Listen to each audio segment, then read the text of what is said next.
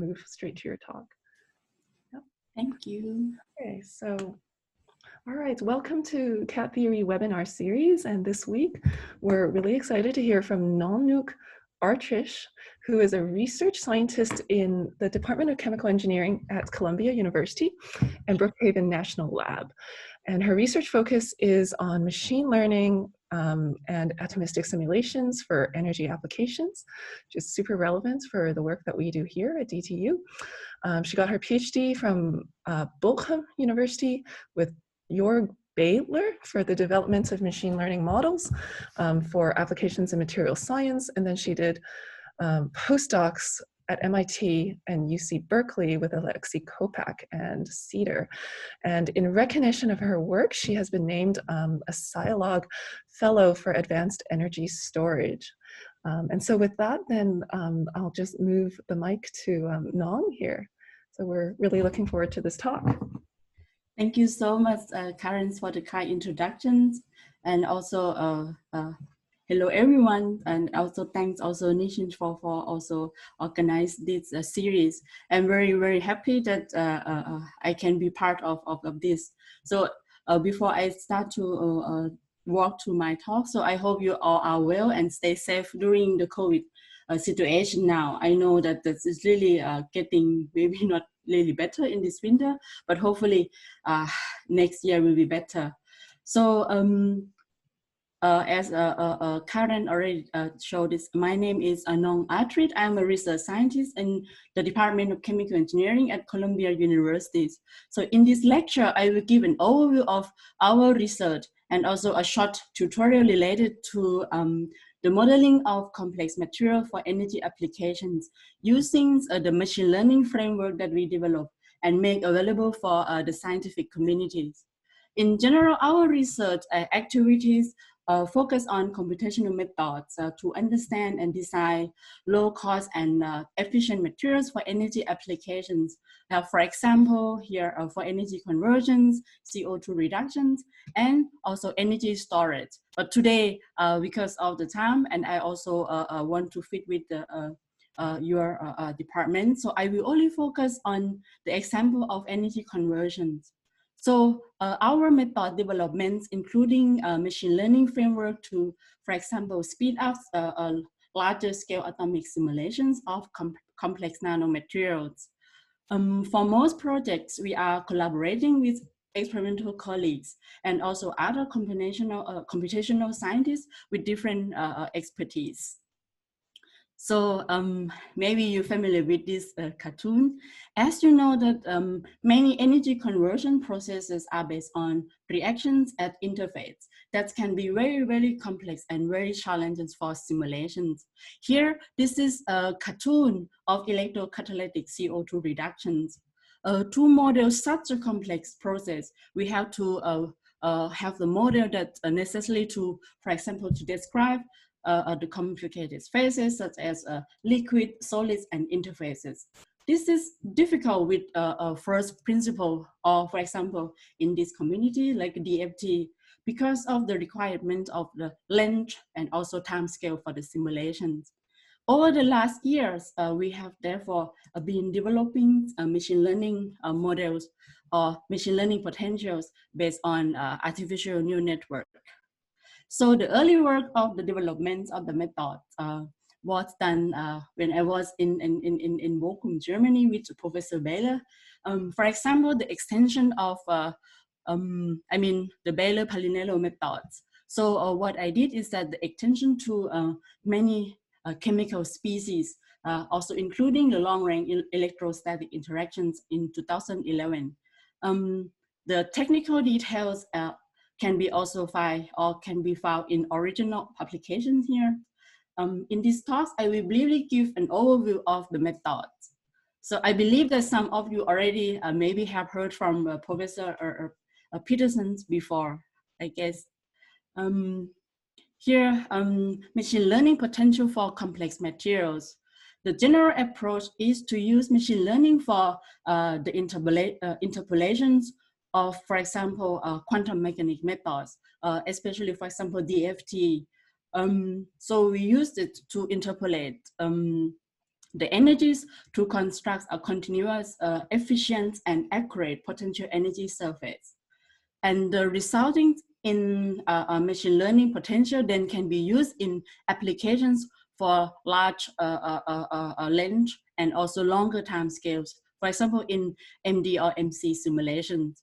Our approach uses use artificial neural network for the interpolations because they can be highly accurate and can be trained on really large data sets with 100,000 or even million of data points. The models only need, for example, atomic positions and are reactive and full dimensional. But it takes a bit of effort to construct and also to validate them in your own applications. This is an example of neural network training. On the left-hand side, this is the example of a water dimer. And also for complex system, for example, high dimensionals. On the right-hand side, this is the crystal structures of different compositions of the copper gold alloy. So in the example of neural network fittings, for example, we have the reference data in the diamond shape here, the DFT, and the solid line in red color. This is the neural network fittings. Before the fitting, we also generate random parameters. And after a few iterations of training or optimize the parameters, we will get really accurate neural network potentials. So this means our neural network can really establish a functional relationship between the structures and its energies. In realistics, I mean, I was showing just a quite simple example. So in realistics, we are working on complex system. So high dimensional neural network is needed. So Baylor and Palinello developed the scheme that I show here, this diagram. So to predict the energies of the structures with any number of atoms, Baylor and Palinello trained neural networks to predict atomic energies and also in total, it is the total energies. In these high dimensional neural networks, the input for each single neural network is a description of the local environment of a single atom. So this structural fingerprint usually describe the local environment within, for example, in a condensed matter with a radius cut of around 6 to 8 angstroms. So the neural network predicts the energies contribution of one atom, and also then total energies is the sum of all atomic energies. In this talk, I guess that I don't want to go in deep detail on the methods on neural network and also the properties that we focus mainly potential energy surface. But what is important and many other groups and many people interested in this, that how we provide the good and also efficient descriptor or the local environment. So I would like to show a few slides that how we develop the descriptor to describe the local structural environment here. I would like to have the kind of like a basic idea first. The properties of atomic energies. Here I show the equation is that total of energies of structures, sigma, is the sum of atomic energies. And the atomic energies have to follow the physical invariance of the total energies. The atomic energies have to be invariant with respect to exchange of equivalent atoms and with respect to translation and rotation of the structures. Additionally, each neural network has one specific number of input nodes. Therefore, the length of the atomic structure descriptor has to be constant. The size of the descriptor also has to be independent of the number of atoms and chemical species in structures, like I show here in the simple feed-forward neural network. So an invariant descriptor of the atomic environment can be constructed based on, for example, here on the left-hand side, this is the radial distribution functions, but I will, in the future, I will have the short notation is RDF. and also the angular distribution functions, ADF here. This is the simple descriptor that Baylor and Palinello that developed and used together with neural network methods. So the RDF is the distribution of all bond lengths within a cutoff range of a central atom.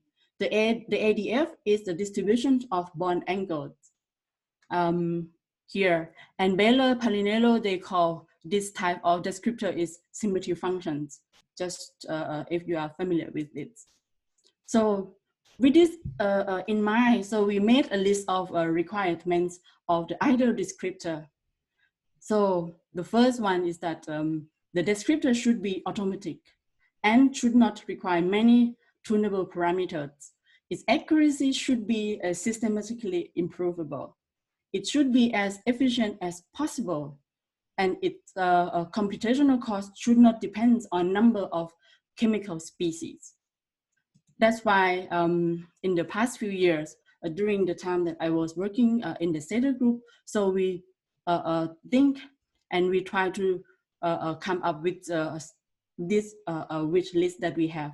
So let me first show you our approach to describe the structures of a local environment. So we propose to describe the structures that can be used in neural potentials, two types. First, the first part is the descriptor to describe the structures.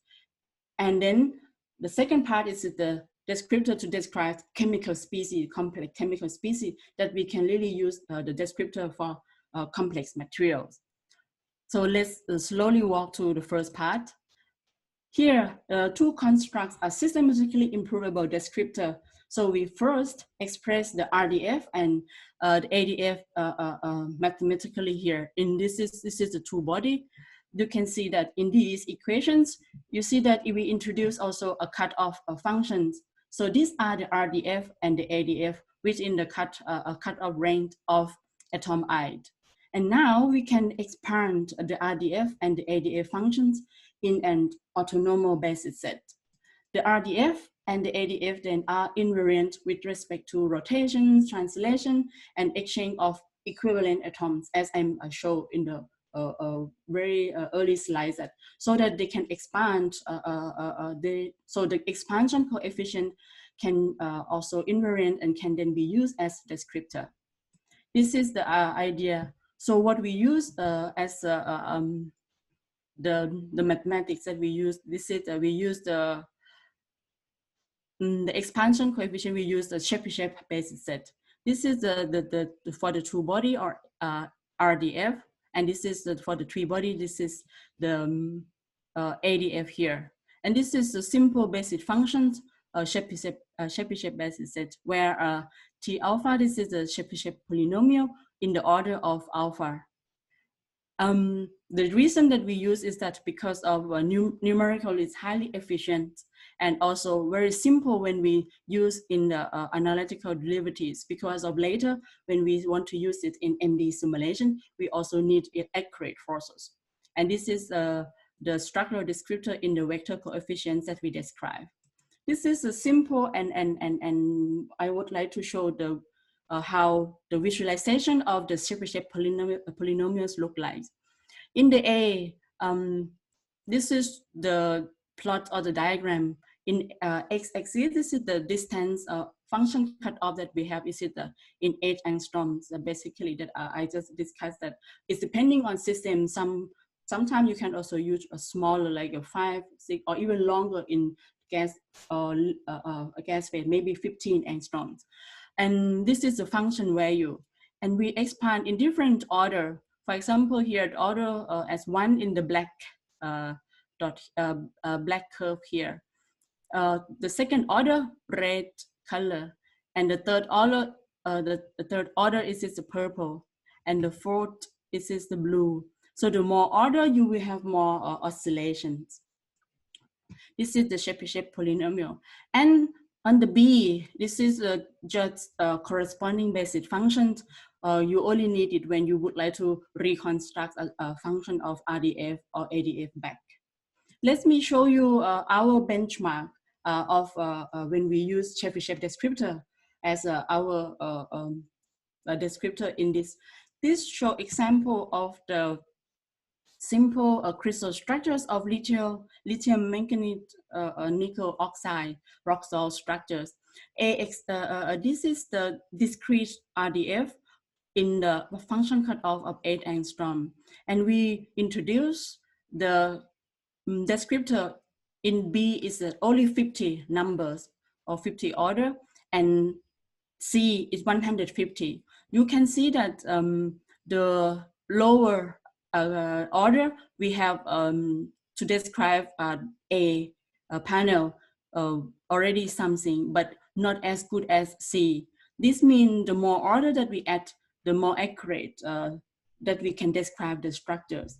So this means our Shapley shape descriptor is systematically refinable. But just to let you know that we don't get exactly the discreteness, because we also use the Gaussian to convolute to make it smooth, that we can see some peak here. So this is we use as a descriptor to describe the structures. Now the second part is the descriptor to discuss or to describe many chemical species. We also use it just by extend the similar to the first part. Now we have the same idea, but now I use the notation as chemistry or T. We introduce a second set of the coefficients. We have the same way to describe. This is for the two body, but we introduce another parameter. This is just weight for different type of chemical species, which is based on chemical species or atom type. In the red here, I have it like a WTJ here. And this is for the three body for ADF. So we also introduce the weight. This is the second set of the expansion coefficients. Now it's become in this term. It's similar to what we also discussed for the structures. And we call this is the descriptor for local chemistry. And this is the metrics that we have. And at the end, we combine both the descriptor that we discussed before, the structures, and also the chemistry. And then now we combine them and we use them as a descriptor for Nonlinear potentials. So when we combine both sets of the coefficients for the local structures and also for the chemistry, so we get the final descriptor. The Shapley shape descriptor needs all of our requirements. So it is automatic and also require only the expansion order and the cutoff distance as parameters. It is refinable, computational efficient, and also has constant complexity independent of the number of chemical species. This is just our benchmark to show that the Shapley shape descriptor can be used for any number of chemical species with same efficiencies and high accuracies. We tested this model with up to 11 chemical species for the oxides materials and also for biomolecules here. If you would like to learn more, you can also look at this paper in detail. Now we can looking at neural network potentials, how we construct in practice. Usually the approach is to construct neural potentials. We do is by iterative refinement of the reference data set. In the machine learning literature, sometimes it's called active learning. So we start with the initial, for example, DFT datasets, and then train preliminary neural network potentials. And then we can use in simulation, for example, in this case, in MD simulation, and then select structures along the MD trajectory and then recompute it with DFT. If the neural network predictions are very different from DFT, the structure are then included in the training set. We also introduce a cross-validation approach using, for example, the two fit approach to detect structures that are not well represented with DFT calculations. And if the initial data set is diverse or have a large energy range, the accuracy of neural potentials, we also improve as a data set when we increase Yeah, this is also it depending on application. But often that when we construct neural potentials, sometimes it's also can have the overfitting. So we use an independent test set to detect when overfittings happen or occur during trainings. For example, in this case, we have energy fit. You can see that the target black curve we see, and we have the training points in the white empty circle. You look all neural network in the red curve can predict all points perfectly, but in realistic it's overfitting because of some neural networks still not over to the right target. And the same happen also when we use also energy and force in the training set. So we have the solution by introduce, for example, early stoppings or include the gradient information or force information in the training set. And also sometimes when we have the data not really represent the functionals, this can also cause problem because neural network potentials can also, cannot really describe the extrapolations, can also cause the result of unphysical results. This we have to be careful. We also introduce, as I mentioned before, includes a force information also in the training set. On the left-hand side, this is the gray, this is the energies, the target, and we have the training point like a sample here in the blue. And sometimes it's not really fit to the right target that we want. So we introduce efficient force approximation or force training is based on Taylor expansion by introduce a small atomic displacement in the training set or information on the right hand side here. So we have both now energy and force information in the training set. This is the energies and the same sample of the training points that we have. And now we introduce additional points, Taylor expansion, that we get some more and we start to fit and approximate. Now we get more accurate neural potentials. This is also can help to avoid also overfitting and also make neural network fitting it's smoother. In more detail, you can also look up in this paper that we just published this year. And before I move to the applications, I would like to let you know that our implementation that we did this year is in our free and open source called ANET. And I also want to show that it is efficient and can really use to simulate such a large system. Now, I guess you are curious how modeling of the complex materials with neural potentials. So let's look at some research example. So I plan to show only a few examples here. For example, the applications in the heterogeneous catalysis, metal support interactions, and solvent effects on synthesis, and also looking at active sites in complex oxide catalysts. But this work is already in, a few years ago because of right now, I mostly apply our methods and models in battery materials, but I don't plan to discuss today. So this kind of simulation size that we can do if we have good and accurate and efficient neural network potentials. The example that I would like to show just to have the idea how large of the system size that we can do. This is a metal oxide interface that also are important that we have to look. And I guess you are familiar with this material. It's copper zinc oxides, right? We use machine learning potentials to simulate copper nanoparticles on zinc oxides with around 8,000 of atoms. And this would not have been possible with DFT. And our simulation showed that the copper cluster sinks into the zinc oxide surface and form pyramidal shaped. In this in this simulation, we also get the structure. It's similar to STM images from our collaborators.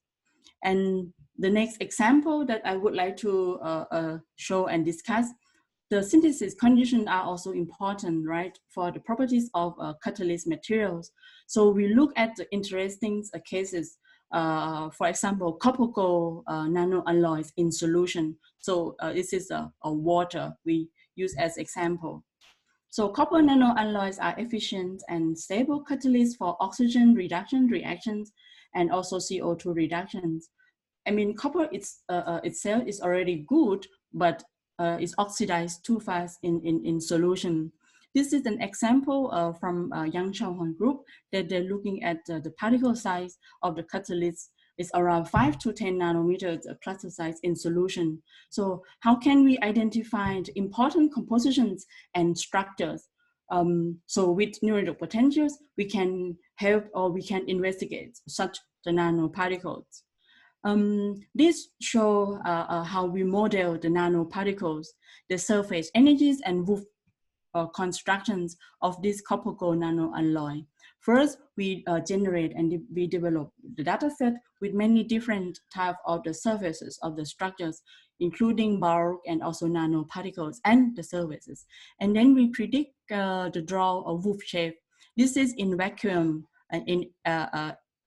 sorry, I have it in A, this is the surface energies calculation, and B, this is the Wolf shape that indifferent by vary the chemical potentials of copper in the structures.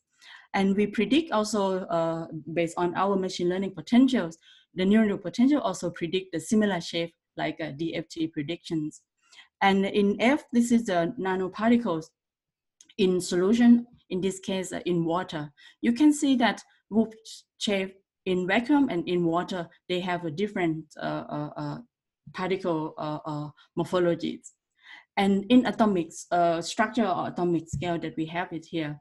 So we first look at copper gold alloy nanoparticles in vacuum, and we use machine learning potential or neural potentials together with Monte Carlo with annealing simulations. So we found that many different ordering of copper and gold atoms in the structures in different cluster sites. So we see that the gold and copper atoms rearranged in core shell ordering in small nanoparticles up to, let's say, a 4 nanometer cluster size and around 1,000 of atoms. In vacuum, gold prefers to be at the surface of the particle. And looking at the efficiency, so if we run one simulation for 147 atoms, we use around 3 hours with a computer at 16 cores. But when we predict one atomic structure to get energy, is it less than 1 second and in one core. But for a larger, like around 4,000 atoms, so we use our neural potentials to predict different composition here is around 1 minute. Not only for Monte Carlo simulation, we use the same neural potentials to looking at if it's stable also with high temperatures. So this is the results. We see that even with 500 Kelvin, the structure that we found from the Monte Carlo simulation, the copper and gold still stay in the same shape. That's gold still stay on the surface. But at a higher temperature, like 1000 Kelvin, the structure starts to melt or to change, to form a little bit here. And now we're also looking at in different conditions, for example, in solution, because we would like to understand how really the realistic in solution, how the structure look like. So in water, we see that a mix of copper and gold is present in at the surface. So this is really true for nanoparticles and for also extended the surfaces that we do the simulation here. This is just to take the important structure that we see from different example. On the right hand side here, this is a gold nanoparticles. On the left, this is the copper nanoparticles.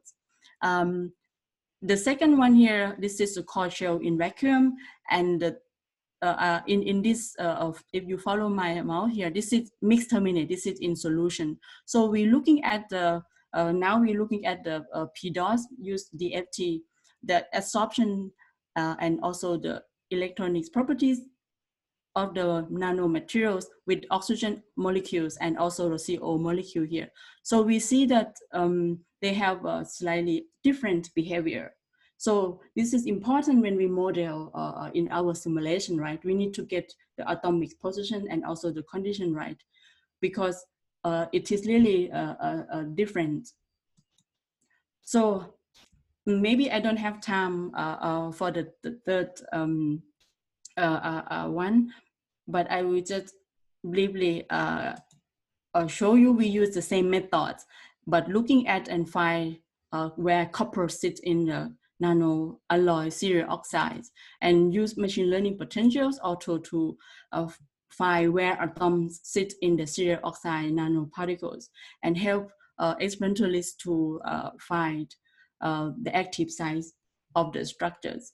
But I would prefer to stop my first part of my talk here, that I use machine learning potentials to show you that it is enabled to simulate such a complex nanomaterials. And also I show that how to simulate copper gold in different conditions, like in vacuum and in aqueous solution, showing that the importance of solvent effects is also good to have it in our modelings, because it's also important for catalyst properties. But for the last part, I plan to skip because of maybe I think I take question first before I start to talk on my next topic. Is that okay, Karen? Yes, of course. Yes. So if anyone has questions, please feel free to ask in the chat or just type X, and you can be unmuted. It's actually good to have a little bit of a, oh, okay, Martin, you can, I think you can unmute yourself. Hi, Nong. Thanks for the nice talk.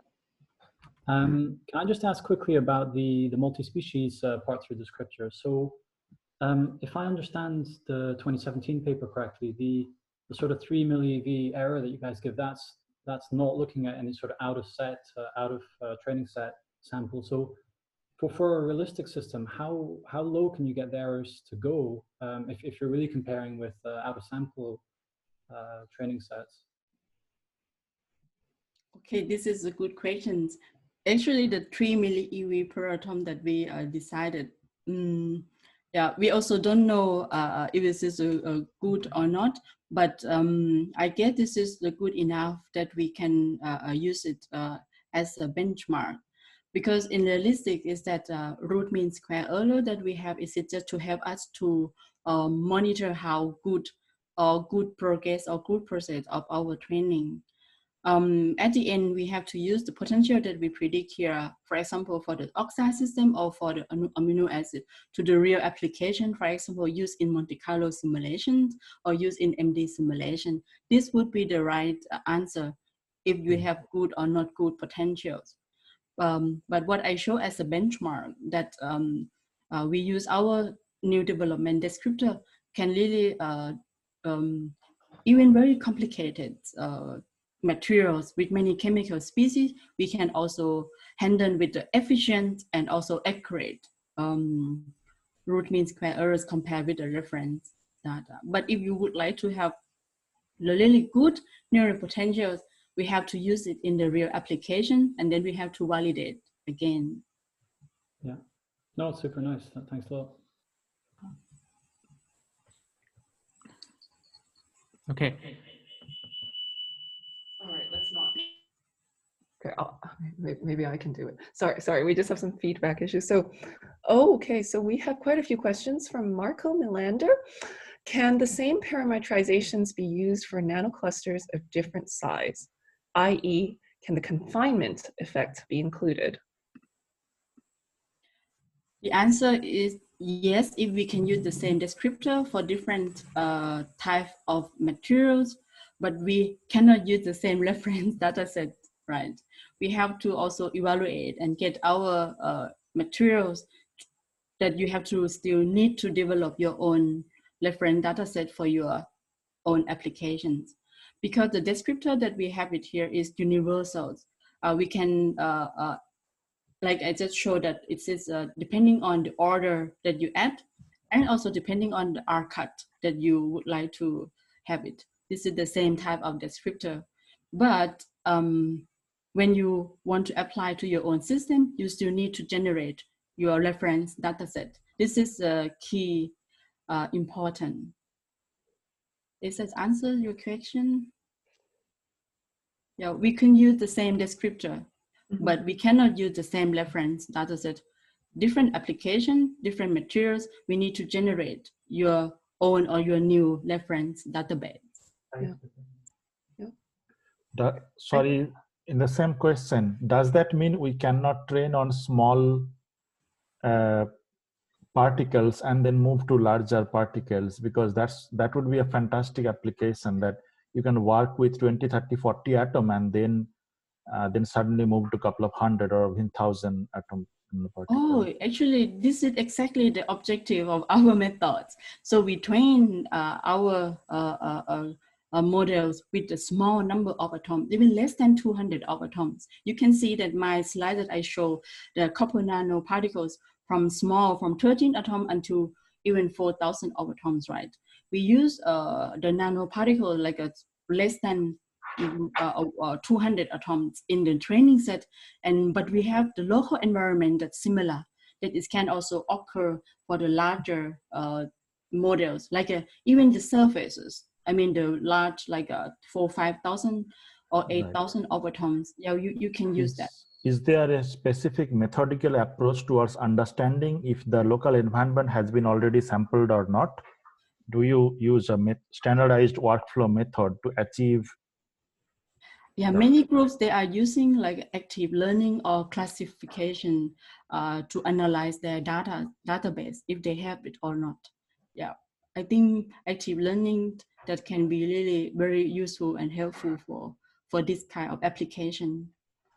And I already had typed something, but anyway will speak, because then I'll close. Is 0.9 eV per board. That's about 0.18 electron volt per Armstrong. And that's pretty high when you compare it to typical DFT optimization we do at about 0.003, 0.01 at worst. Is this force accuracy enough for, let's say, doing optimizations for reactions, or even to follow dynamics of the system at relatively low temperature? Or is it like that we should do it with the potential, this neural network potential first, and then actually do some DFT at the end after the optimization? The majority of the optimization is already done with the neural network. So you are asking that if the force is very high, is it good enough for the simulation? Is the force accuracy, you said in one of your slides, the force accuracy was 0.09 EV per bore. Okay. Yeah. And that, in my opinion, is really high when I compare it to typical, even local LCAO models, or even tied binding models and things like that. Mm-hmm. So is this accurate? Energy seems to be fantastic. The force does not look to me to be good, but for the applications that you mentioned, is this force accuracy enough? Yeah, the way that we checked if this is accurate enough or not, but I don't have slide to show here. So we also check back the forces by looking at, we cannot directly compare the energies for the larger system. So we're looking at the forces acting at the center of atoms. For example, we have a very large, like a 10K of atoms, but the forces that acting on atom, it should be the same, right? So we did compare these forces between the FT atomic forces and also neural network atomic forces. So we get it's quite accurate and the same predictions.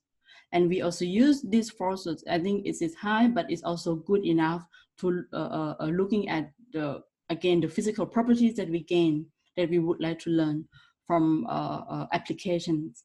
Yeah.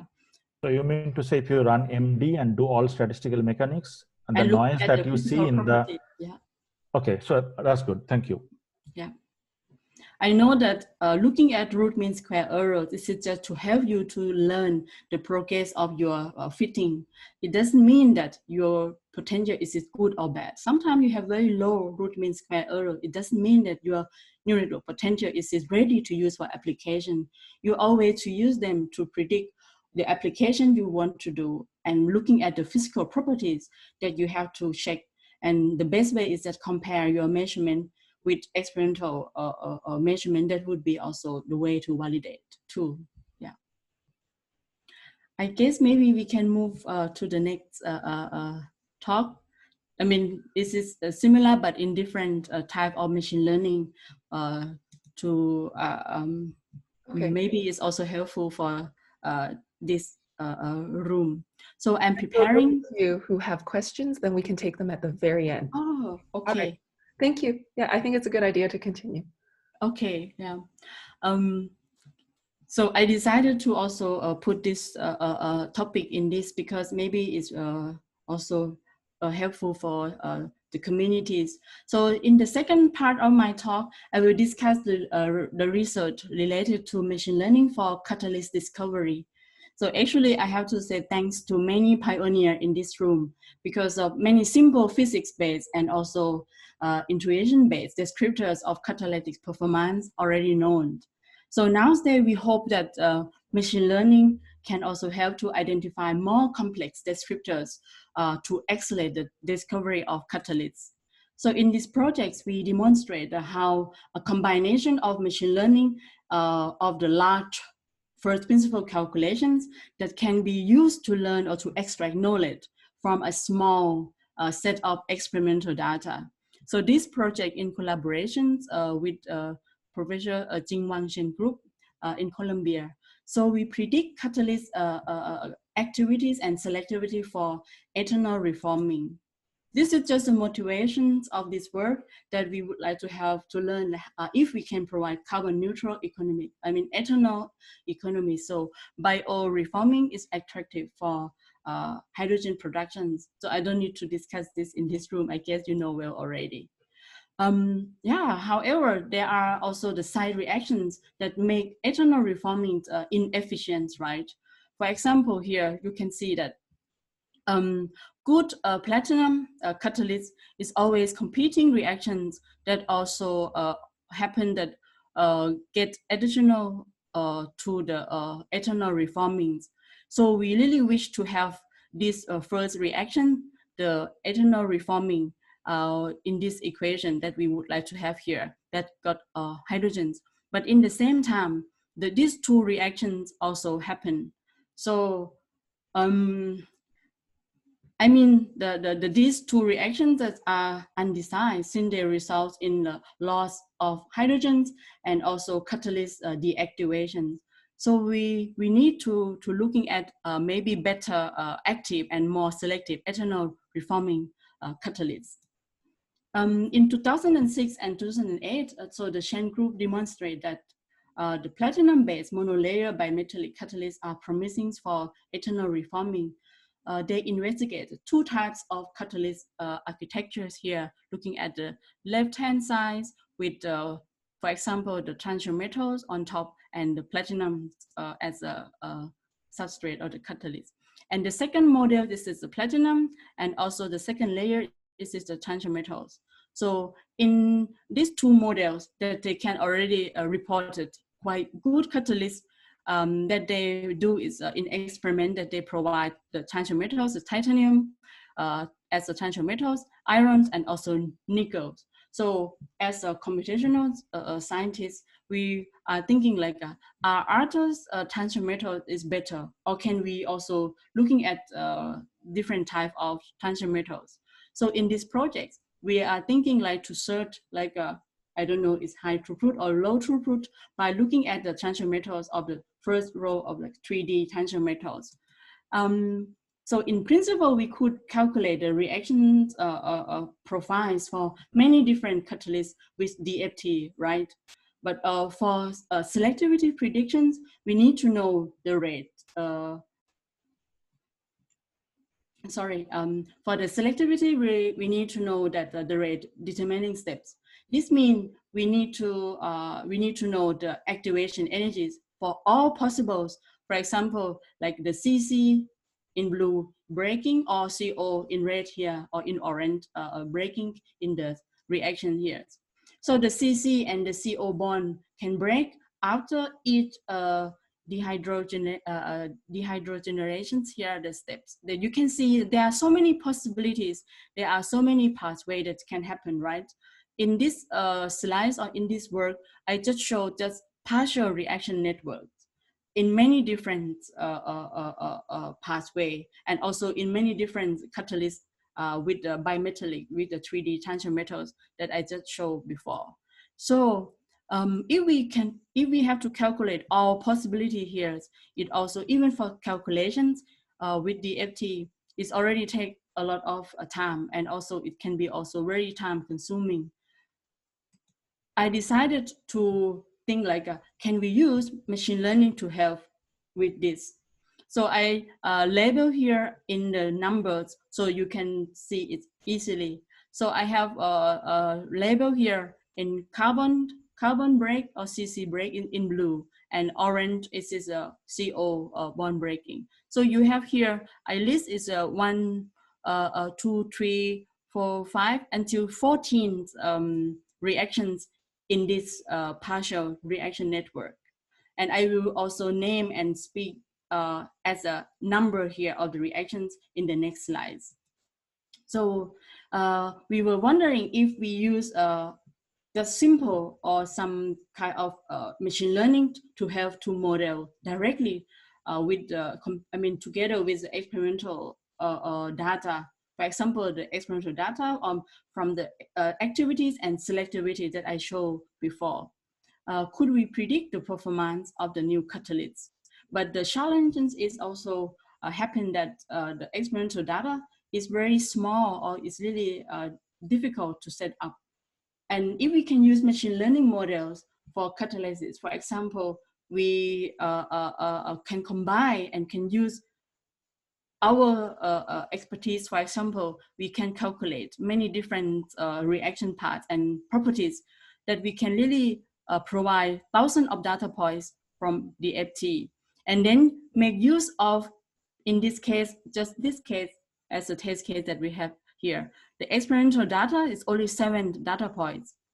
And can we use this and work out and learn something together? So we therefore decided to use a 2-step approach. First, a complex nonlinear machine learning models is used to speed up the prediction of activation energies and also transition state energies.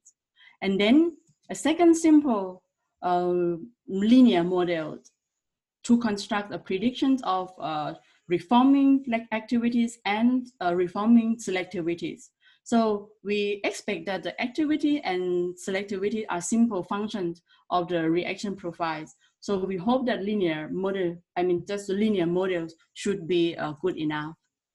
So as you know that for most of the computational catalyst work, the activation energies are sometimes also usually not calculated, but just approximate by using the method. This is a bond state, Evans, Polanyi, or I will call a BEP principle here, to looking at, to assume the activation energies that proportion of to the reaction energy here that we show in the left figures.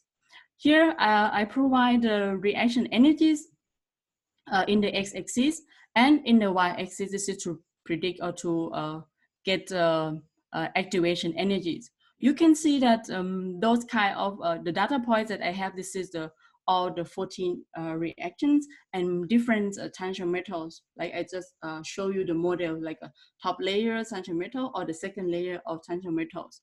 So all data point is here. You can see it is also not too bad, right? Laid out in the 45-degree here.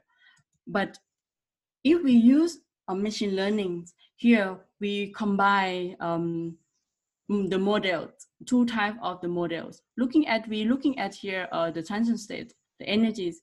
I have used the leave one out clause validations and plotted the points in the way that we predicted the BEP principles and fit. Is it here? You can see our data points here. So our validations or the cross validation score, it's around 0.45 EV, and the mean absolute error is around 0.35. You can see it's slightly improving, right? But now, if we use machine learning, for example, use complex nonlinear models to predict the tangent state energies, how it look like. And this is the results that I showed from the previous slides. We just jumped and look at the result directly. we can see that the nonlinear models that we have is improving around 30% error to reduce or to lower than the BEP methods. So what we did is that we combine two types of machine learning models. It is we fit data with the Gaussian process regressions or GRP and random forest regressions RFR here. And looking at again the cross validations that we have, you can see here the data. Most of the data point is closer to the 45 degree that we have it here. Now we can look at the details. What I did. This is the features that I use in as a model. It's as simple that we can get it right. So we use the reaction energies. We use the electronegativities, and also the nearest neighbor distance, and also the absorption energy of ethanol. And this is quite simple, and we can get it. And you can see that even we have quite simple, I mean, from my experience, I also use a PO, just one model like a GPR, but I also get higher predictions. Or if I use just one PO methods like RFR, I also get the higher of the predictions. But once, because we have the complex database or complex models, I'm using two methods together, and I get improving the predictions, as you can see here in the results. Now, the second part, was the first part of predictions, the transition states. And now we know that when we use the FT binding energies with machine learning to predict transition state, that we already complete the reaction profiles. And we expect that, as I mentioned before, that can we also calculate or predict catalytic activity and selectivities. So we think that because we have only 7 data points from experimental data, right? Maybe we could use simple functions to do that. So before we start to looking at our model, I would like to make the definitions or define of the reforming activities and the selectivity first. So this is the definitions of our reforming activities and selectivities. So we really wish to have this high value of A, and we want to have really small value of these two reactions because this is the competing reactions. So we want to have low and low, I mean low B and low C's. So the definition is that the total activities we have A is equal to A plus B and plus C. The reforming activities that we have, this is the small a. We really want to have it, the high value, the better. And reforming selectivities, this is always correlate. This is the small a over the total activity here, A. Now, we use the first linear models of the reforming activities. Instead of analyzing our prediction reaction profiles manually, so we fit a linear regression model of the activities to the 14 reaction energies. Remember that I showed before, and also the 14 transition states energies. So we both use DFT predictions and also use machine learning models that also developed by Jose and also Thomas here in this room. I mean, we use many different calculations that we can get to complete our data set here. And we use this 28 features that we have and use the lasso models to predict. And we found that the most or the important for the activities model is depending on these 4 parameters. This based on these 4 parameters give the best result predictions of the reforming activities. So these 4 parameters contain of the energies of transition states of reaction 1, the transition states of the energy reaction 2, and the reaction energies of equation 2 that I draw already in the previous slides, but I can also write it down here again. So the reaction 1 is the CC breaking. The reaction 2 is the CO bond breaking here. So this is our predictions using the lasso models based on the feature that we have. Now, the second one, we also use the same model to predict the reforming selectivities. But now the selectivities prediction, we first have to rescale between 0 or 1 or 0 or 100% of the experimental selectivity data with the logit functions. So this way we make sure that the predicted selectivity is in this range. This equation, this is a logit of the experimental selectivities. So the parameters that we have, you can see here also the beta, but the beta, this is just a constant that we rescale. In this case, we use the rescale as 10. From the models, the lasso model that we have, and based on the feature that we have. So the logit selectivity models found that the 5 parameters that important to predict the reforming selectivities. So depending on these 3 reactions. So the first one, this is the reaction 1 of the energy of tension states of the reaction 1. Also the reaction energies of the equation 1, and the tension states of the reaction 3, and the reaction energy of reaction 4 that I showed in the very early slides here. So most of them that I can show you is a 1 and 3 is the CC break, and 4 this is the CO break. And now we combine by checking, looking at the validations. So we use again different the model leave one out clause validations to plot the first one on the left hand side. This is not included in the training set. On the x-axis on the left hand side, this is experimental reforming activities in the unit of monolayer, and the y-axis, this is a prediction of the reforming activities. You can see is that all materials or all models that we have, this is lay in the perfect 45 degree. And in the same that we have it from what we have and what we predict that for the reforming selectivities. So they are really in good agreement from our predictions. And note that all points here not included in the training set or in the fit. Why it is so good? So I think that to be sure, I need to have different type of validation to check my predictions. So I decided to have another independent test or another validation set by using the uncertainty quantification of the selectivities.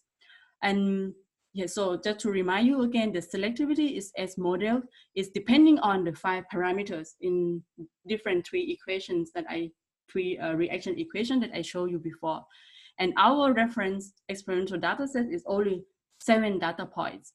So now we construct a second independent selectivities model for maybe better estimate the errors. And again, we use the linear models for the total activities A here. And the selectivities can be calculated as a ratios of the reforming activities and the total activities, like equation that I also showed you before. So here is the result. You can see is that most of them use the either linear or logistics, the blue and the black.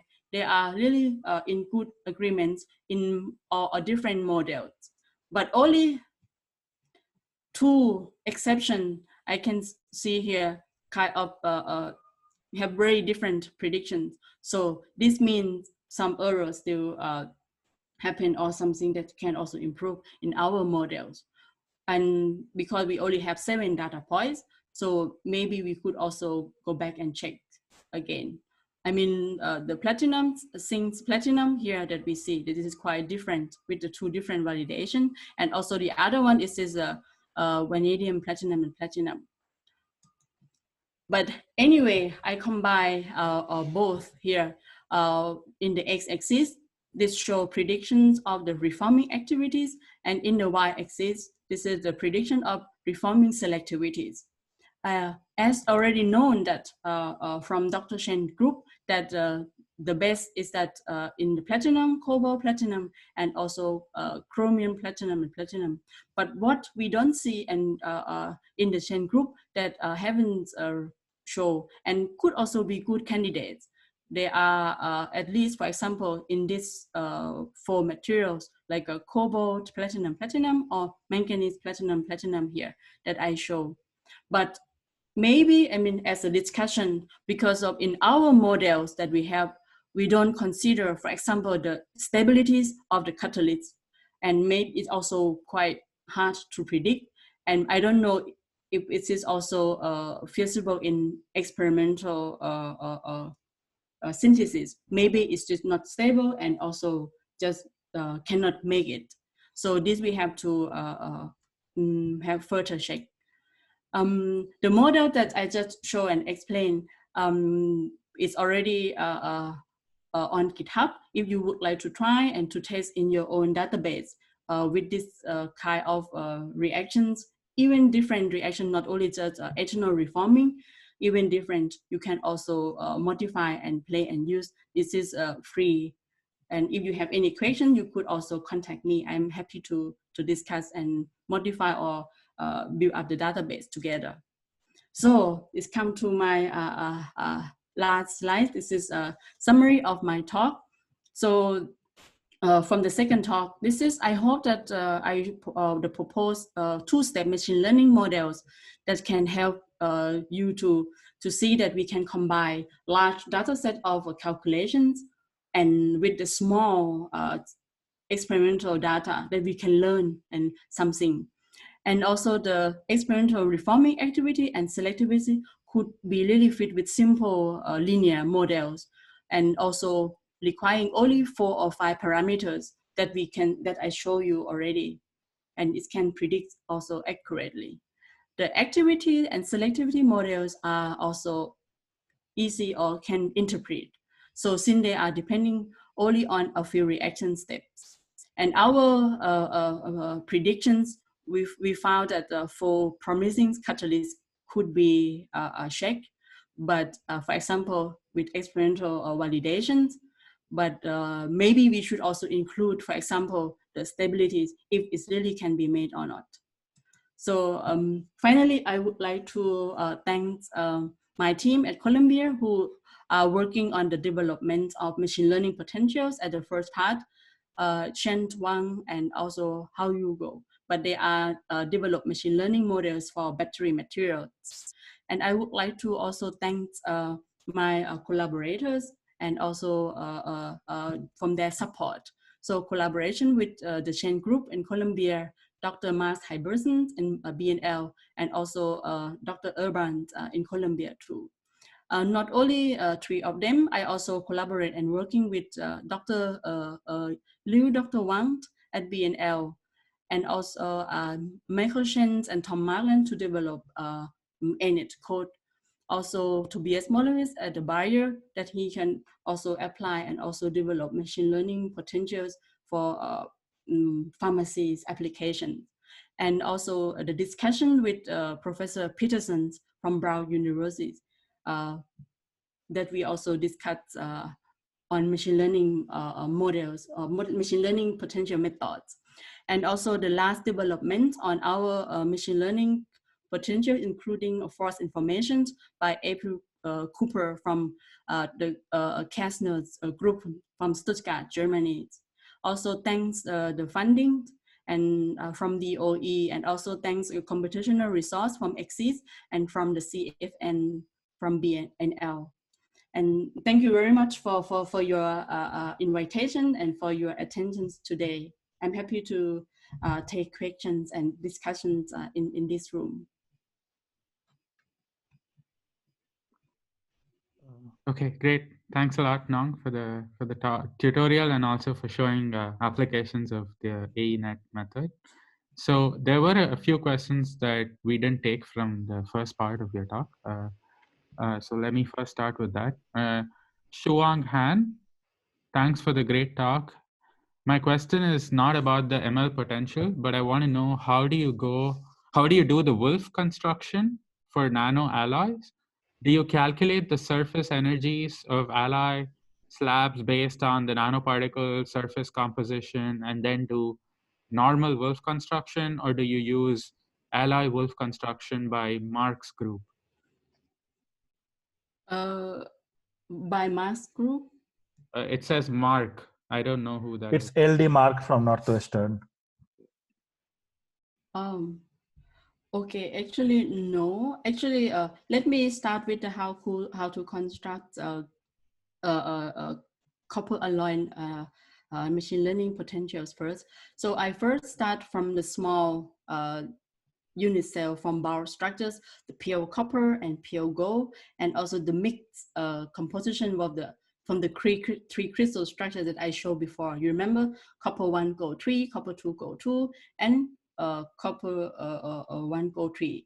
And then I start to get the minimum the lattice constants, and then start to cut the surfaces with 111, 100, 211, and everything. So we have really different variety of local environment of the structure that can include in the training set.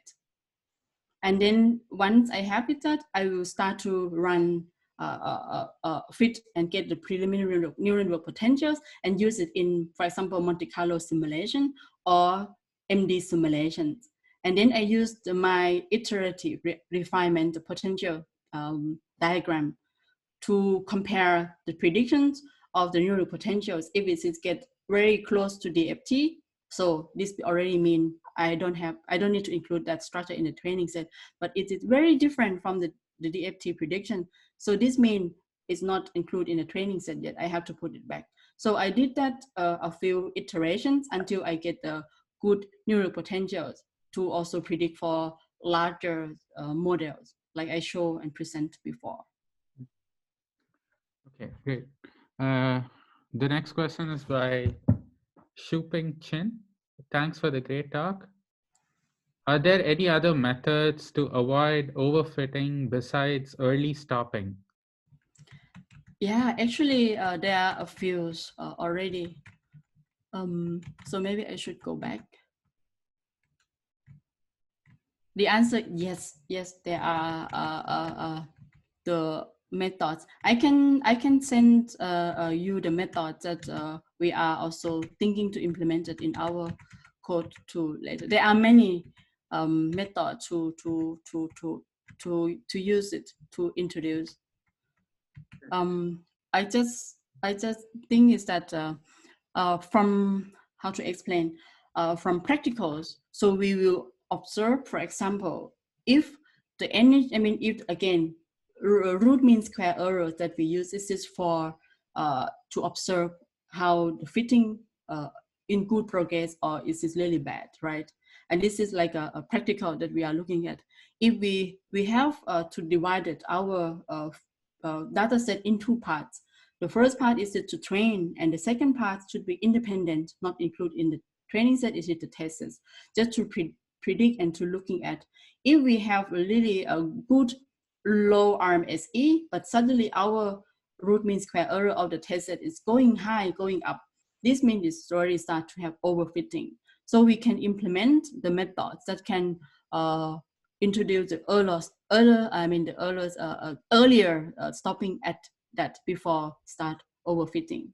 So there are many methods that they observe and they look into this, but I don't want to give one specific. Maybe people prefer different methods. Yeah.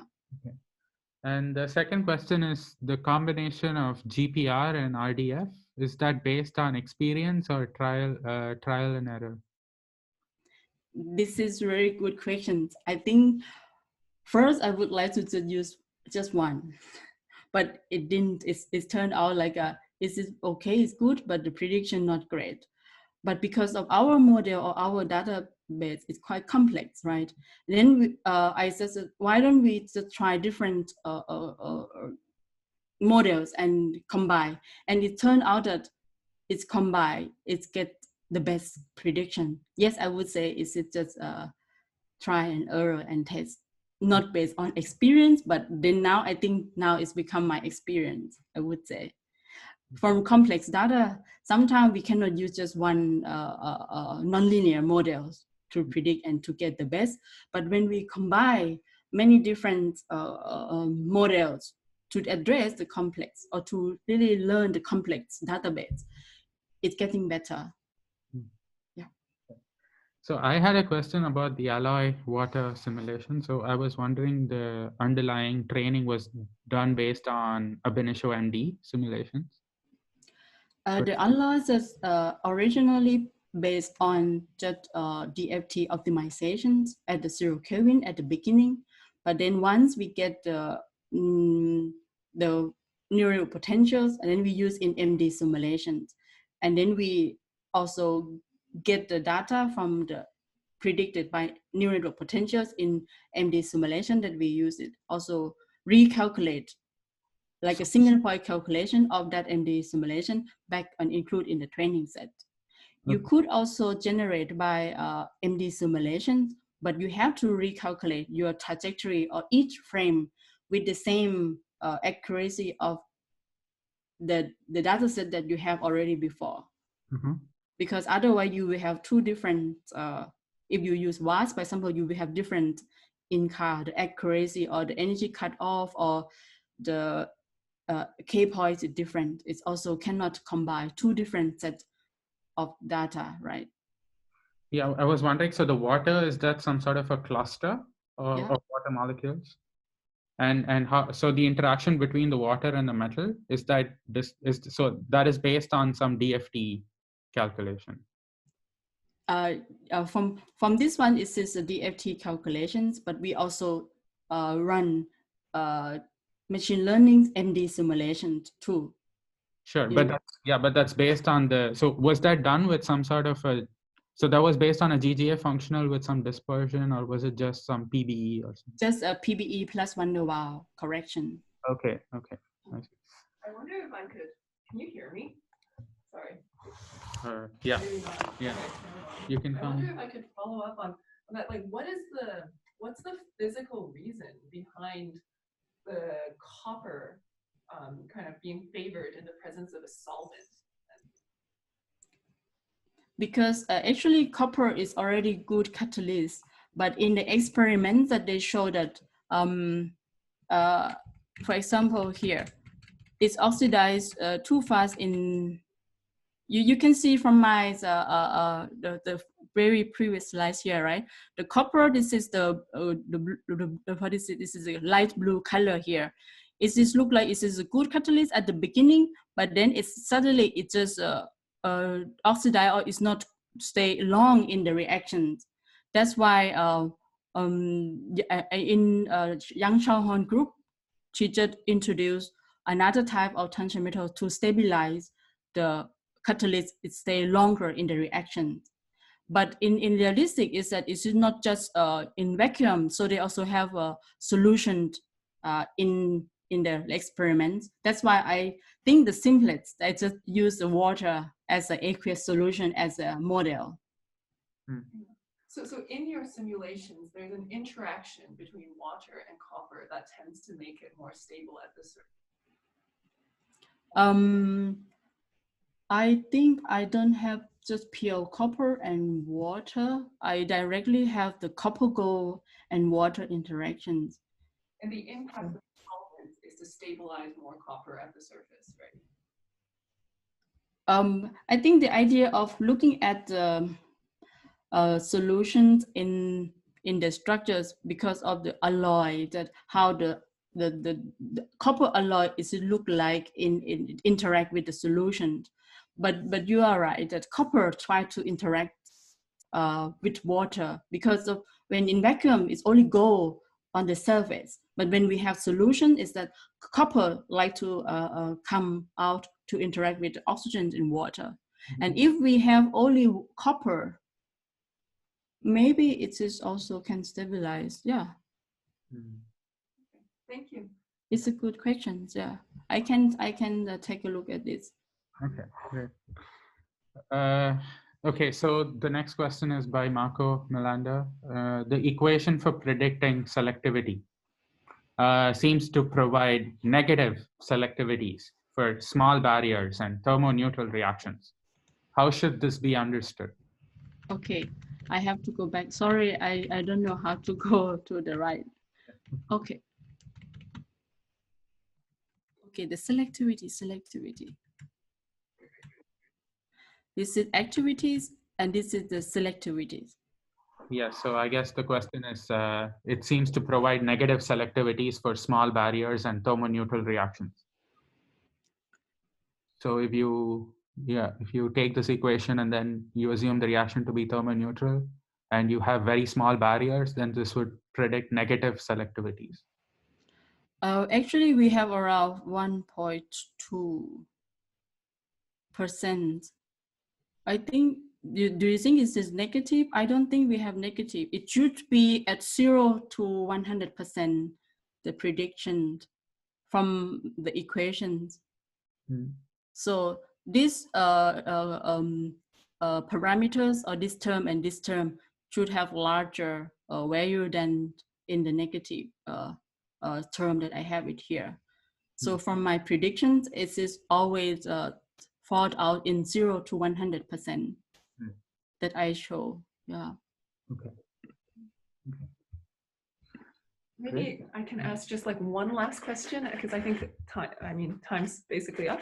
So do you think that in principle you could parameterize your models to account for charge, or potential basically at the kind of aqueous solvent metal interface? For the machine learning models methods, right? I think yes. I think in any models, or even the people that I'm collaborating with during this, we are looking at the electrolytes. This is also introduced a chart. Also, we can also include this. Either we can include a different term or additional term of the models, or we have to find. But in my models, I haven't done any chart or this type of long-range interaction yet. So I don't have in my model yet, but we are working on it. So we also introduced the chart system also now, but it's still in the implementation step and also test and benchmark. Yeah. Yes, because of, as I mentioned before, so we are working now on the batteries. So in batteries, the chart also important during the cycling that we have it. Yeah, we are working on it. Thanks for the questions, Karen. Okay, thank you.